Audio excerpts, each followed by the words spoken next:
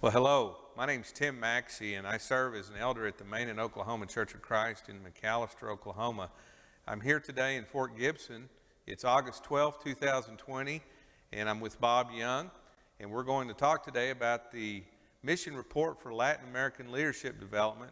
As an elder at Maine and Oklahoma, we're thankful for our partnership and collaboration with Bob, and as well as with the congregations in Fort Gibson, Oklahoma, in the Northside congregation in Mena, Arkansas. And so Bob, just reflecting back, it's been a good work with LALD. It's been pretty amazing to me to think about the doors that God has opened. Every time that I'm wondering if what we're accomplishing is really meaningful. God opens another door, we have more contacts, and as you know, we work primarily with national workers. They're vocational workers. They have their own jobs. They have their own source of income. They're church planters. They're evangelists. A lot of exciting things happening right now with new Christians sharing the good news with their friends and neighbors because there's a little less ministerial presence. Hard to believe we've been doing this together now for over a decade, and it's been really quite a wild ride in many, many ways. There's a lot of good mission efforts out there for congregations to get behind, and individuals as well. What, in your mind, makes LALD such a unique mission work? I think the thing that has really set the stage from the very beginning in what we've tried to do together was, I started just thinking I would go down and give a seminar and train workers, train preachers, train elders. Leadership development was the idea at the very beginning. I thought I could just go in, give my seminar, leave, and watch them grow, which that did begin to happen. But what also happened was there were a lot of needs in the local churches because there was not a missionary presence, a North American missionary presence. And so as a result of that, they had somewhat limited resources. So you have good men serving as elders and deacons and preachers, evangelists. They have their own jobs. They don't need personal support. But in order to accomplish what they want to accomplish in planting churches and reaching out, there was a need for transportation money and other needs. So we quit just doing the travel work fund, and we began special projects, which at the very beginning Fort Gibson has just been really, really helpful in working through the special projects. But what makes it different is that we're working primarily with national workers that do not require a salary, do not need personal support, but wow, are they ever committed to doing what God wants done in this world. So is it fair to say that perhaps a contrast between this and some other mission works that are out there is that there's more local involvement, less on the ground U.S. involvement? Oh, I think that would definitely be the case. Sometimes people have asked me, can I go with you? And I say, well, yeah, you're welcome to go with me. The only thing you need to know is I'll have to translate you because you're not going to meet anyone who speaks English. And many people who thought they wanted to go find out they don't want to go because they're used to going on a mission trip and there are always a bunch of English speakers there. But when they find out that we're working with Spanish-speaking people who are sharing the good news in their own culture, in their own society, that's kind of been a discouragement to some people. Oh, there are those who have gone and they've been blessed by being able to see how God is opening doors. As I understand what you said just a moment ago from in terms of the financial aspect of the work, there are probably financial needs for the general character of the work, but there also are specific work project needs that arise from time to time. Is that right? Yeah, we have what's called a special fund, and that kind of money is used, for example, in the Dominican Republic. About 4 years ago, new elders were appointed in the church in Neighbor. Within about 18 months, they had established 8 new churches in the Haitian community on the border between Haiti and the Dominican Republic.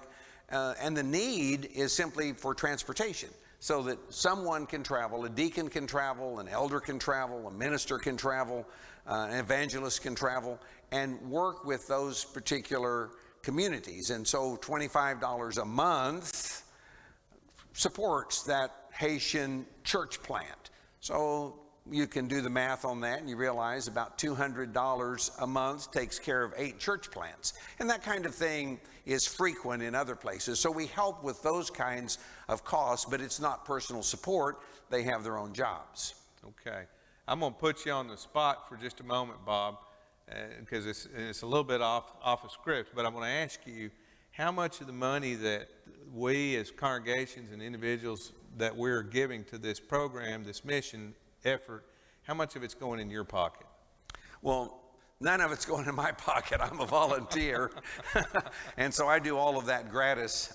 This is a project, I sometimes say in jest, this is a project of the U.S. government because they help with the Social Security and we've set a little bit aside along the way, but doing this in my retirement, as you know. Yeah, so the funds that are given go more to the expenses that are incurred for travel and for on-the-ground projects.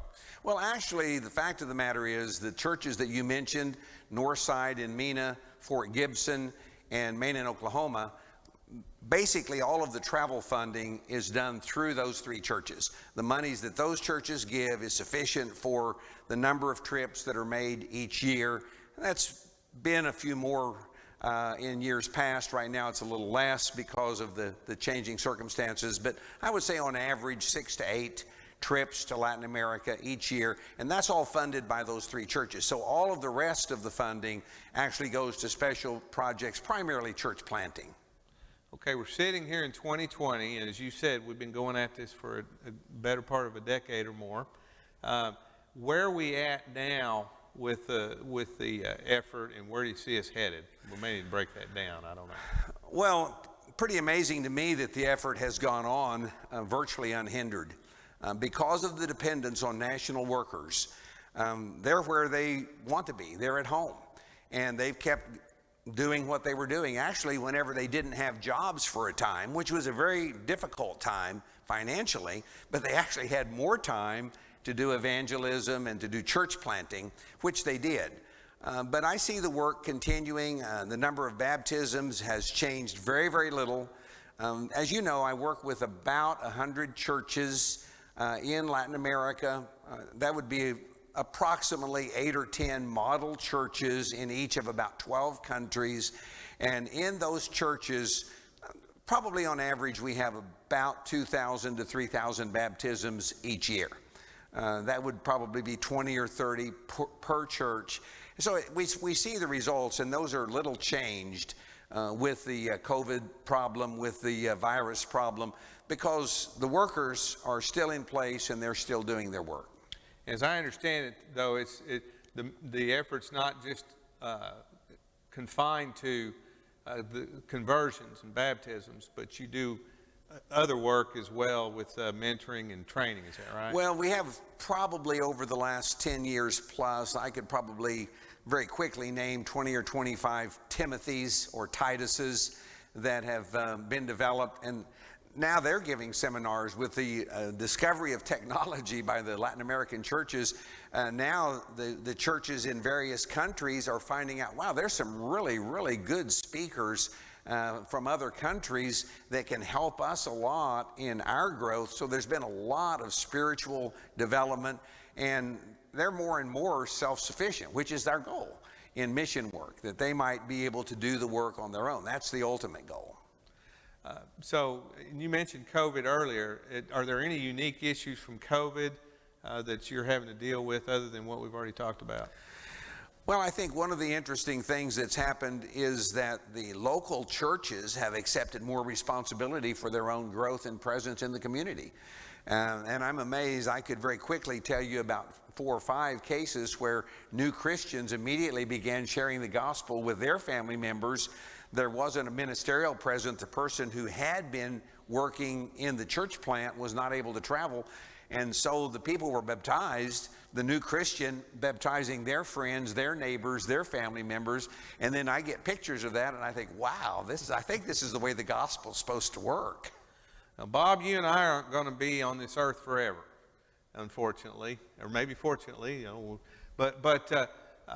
So when we're thinking about the long-term life expectancy of this program, how is that going to be impacted by the fact that we all get older and and less active? Well, actually, at this point in time, while it would be necessary to find a way to fund transportation costs, a great deal of what I saw 10 years ago or 12 years ago has come to pass. We have workers in place, and those churches more and more are accepting the responsibility for planting new churches without any support from our work or from any other church. For example, a group of churches, a group of ministers, they're working together in a kind of a consortium of churches in Southern Columbia, and they said, well, we're going to plant a church over in this place. There's a wonderful opportunity, and we're going to go over there 6 times a year. And I said, well, wouldn't it be better to go more often? And they said, well, yeah, but we're funding the 6 times a year. And I said, well, what if for a little while I funded 6 times a year and you funded 6 times a year? And so then there would be a ministerial presence in the church plant at least once a month, and then the local people could continue to build the church with their efforts. Now they're saying, well, we don't need that much support. We can pick up more of the cost. The churches are excited about it. So actually, we see that passing on the responsibility to the local churches. So organically, this ministry and this mission is creating its own. It's perpetuating its life. The idea is always to do for them what they cannot currently do for themselves, but to dream the dream that one day they'll be able to do it, and they are able to do it. It's just amazing. Well, that's great news. What can we do as sponsoring congregations, as supporting congregations and individuals to help at this point?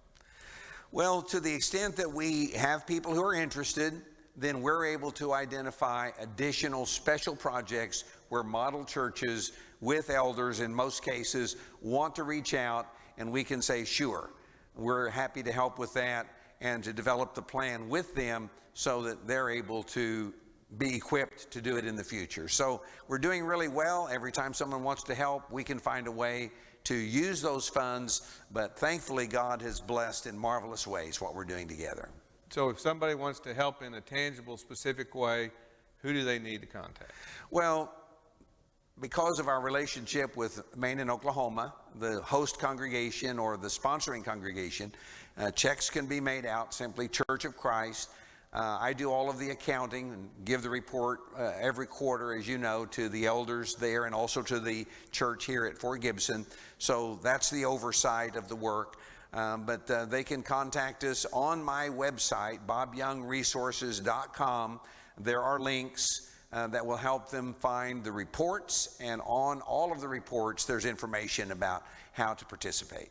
All right, Bob, I'm going to give you the last word.